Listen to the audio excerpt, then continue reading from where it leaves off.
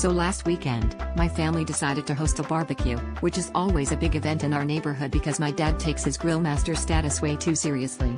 He dusted off his Kiss the Cook apron, which, for the record, hasn't been washed since the great ketchup spill of 2018, and set up his arsenal of tongs, spatulas, and enough spices to season a small country.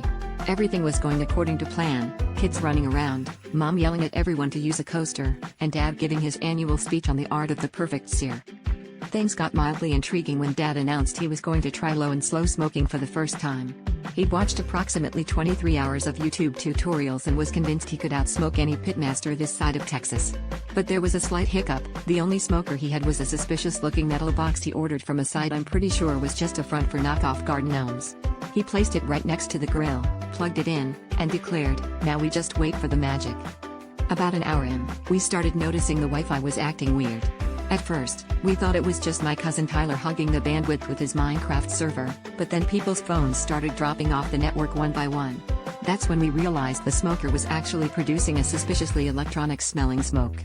Dad, ever the optimist, just waved the smoke away and said, "That's the flavor infusing."